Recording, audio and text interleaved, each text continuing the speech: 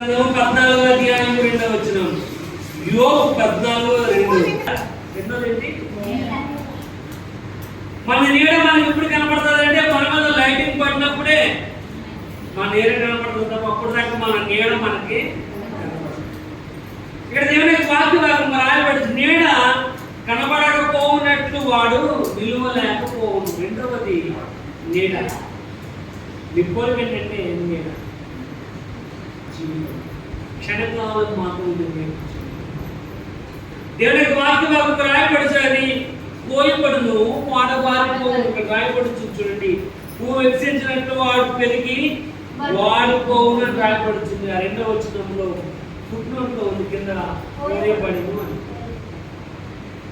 ఒకసారి నీడ, ఆ నీడ ఏంటంటే చూడండి, యోబు గ్రంథం 8వ అధ్యాయం 8వ వచనం చూద్దాం.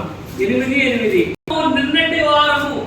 నిన్నటి వారం అంటే నిన్న ఉన్న వారం మనం ఉన్నామంటే మన యొక్క జీవితంలో దేవుడు ఆ దినాన్ని మన కోసము ఏర్పాటు చేశాడు. ఈ రోజు మనది మాత్రము ఇక్కడ మనము నిన్నటి వారము మా భూమి మీద మన దినములన్నీ కూడా నీడ పడి ఉన్నాయి. మన నిన్నటి వారం నిన్నటి రోజు రావాలి అంటే మరలా అది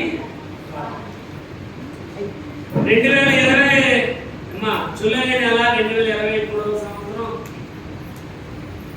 జూలై నెల 22వ తారీఖు రావాలంటే మళ్ళా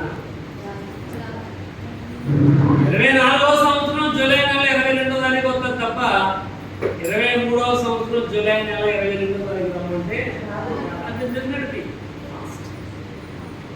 కానీ నీ యొక్క జీవితం కూడా నిన్నటి వల్ల ఉంది. నీ దినములన్నీ కూడా నీడ వల్ల గతించిపోతున్నాయి. ఏ దినము ఏ క్షణము నీకు తెలియదు. ఏ క్షణమున ఏమి సంభవిస్తుందో కూడా తెలియదు నీకు. కాబట్టి రాయబడుతుంది, నీ దినములన్నీ కూడా నిన్నటి వల్ల ఉన్నాయి. 1 క్రానికల్స్ 1వ దినోత్సవం